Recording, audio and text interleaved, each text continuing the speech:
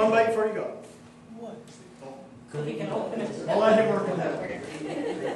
That'll take him a second. You know? Even though...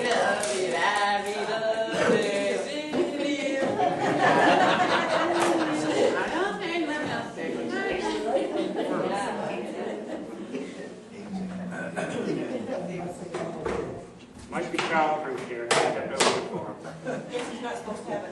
Here, bring that back. Yeah, that lasts a long time.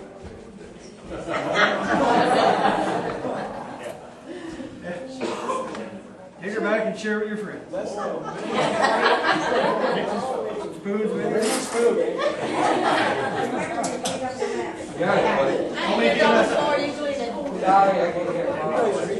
It was Paul.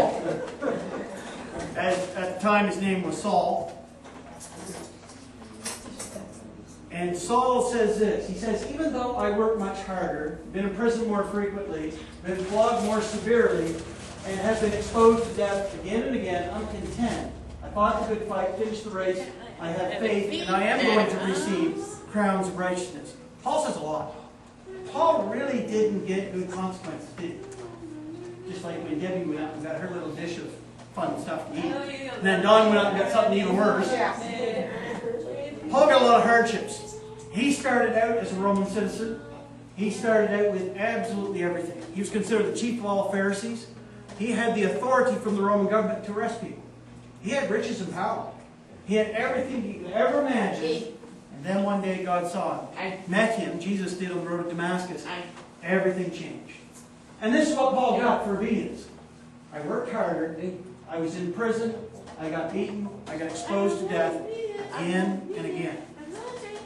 It says in God's holy word, those people who allow the Spirit of truth to guide their choices choose to walk the footsteps of faith. Paul says something really important for us.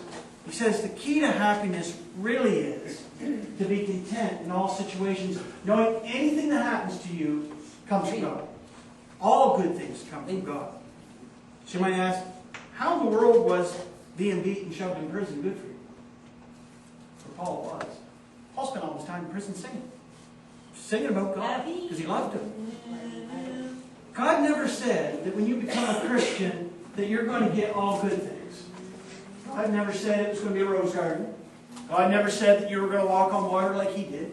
God never said that you're going to have riches, fame, power, glory, good-looking husband or wife. God never said any of that. God said, I make the rain fall on both the good and the bad equally. But Paul said something really profound. He said, well, I could go to the Old Testament and I could say a lot of promises in there that say if I really am good, if I do the right things, I get all these blessings. Paul could have went to the Old Testament and pulled God down just like Job did and said, justify yourself. You're breaking God's law. That's not what he did. He went to the New Testament, saw the new covenant in God's blood, and said, where are my blessings? And God said, in heaven, of course, where you'll get to enjoy them for eternity. And Paul realized that.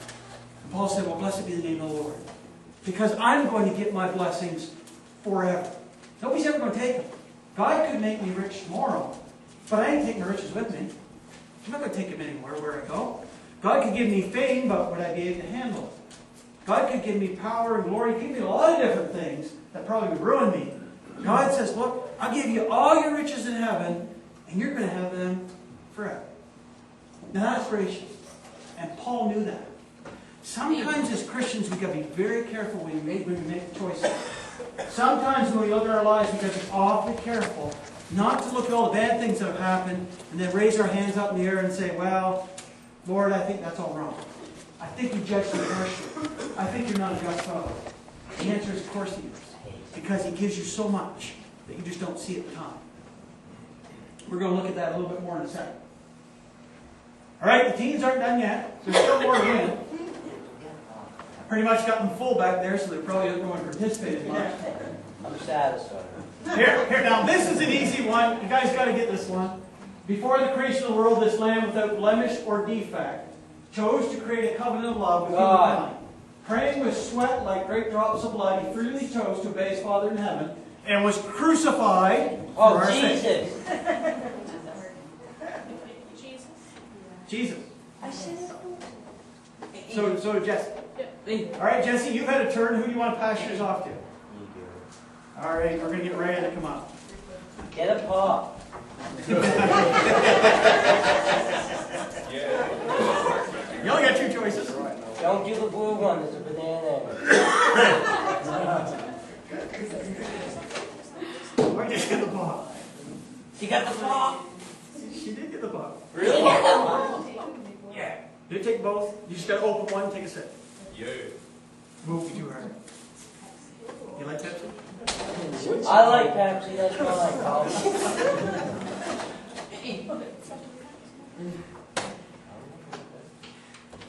Choosing the right path. What's the other flavor? It says in God's holy word, you are alone worthy to open up the scrolls and to open what is sealed, because you were slain. The blood, you purchased men and women for the right to be called children of God. From every tribe, every nation, every language, you will be allowed to be priests on the face of this earth because of what Jesus had done for us. Because of His choice, we have the right to be called children. That's what the sermon's really about.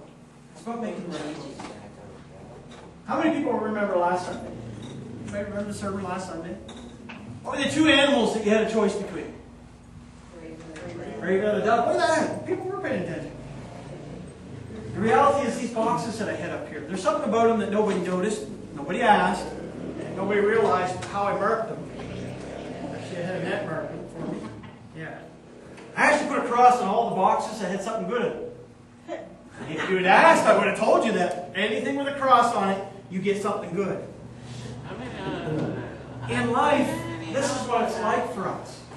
We go look at a whole bunch of different choices. We got millions of them. Even if you think your life isn't going well, you got a million choices. You can do a lot of different things, and it's up to you which one you pick. But oftentimes, we randomly go and we pick a box, and we lift it up, we say, well, let's make this choice and see what happens. And of course, we mess up our lives, and we get in all sorts of trouble. The reality is our choices are marked. The best choices are already marked.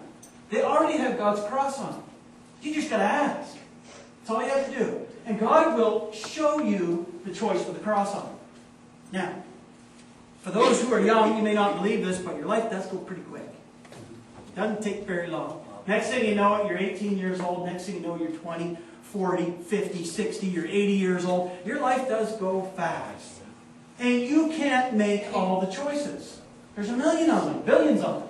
You can't go and pick every single choice until you find the one you like. You can't do that. You won't have enough of your life to do that. But what you can do is ask God, which one of those boxes are for me? Which one gives me your blessings? Which one was intended for me? And God will tell you. But you do have to ask. There's so many choices out there. And I think in life, we got to ask more. Think about it. When's the last time you ever asked God for a choice you had? When's the last time you ever did it? It's hard to do. But that's why the apostles, that's why Jesus gave us the example. He used to go pray alone. That's why he was in the Garden of Gethsemane. He prayed alone. Not because he didn't know what was coming. He knew the choice he was going to make. He knew that before he created the world. But he stayed alone because he wanted to show us. Every decision you make in life, any big ones, you start them with prayer. Because you always make the right ones. You've got to remember, whatever you receive, it's good from God. You might say, well, why do so many people suffer? A lot of people say, I lived my whole life and I've been a good Christian, but I've been dealt a really, really bad hand. And I'm really miserable about life in general. And a lot of people will say that. They'll say, my life's messed up. I didn't get what I should have got. I should have got a lot better. I should have been rich and famous. Why does God allow suffering? There's 3 reasons that God gives in the Bible. Number 1, you disobey God. You picked the wrong path. You picked the wrong Bible. You didn't really care. You picked the choice that you wanted, the one that you thought would make you happy, the one you saw everybody else having, and you ran with it and God punished you for it. That's one of the things. The second thing's found in James.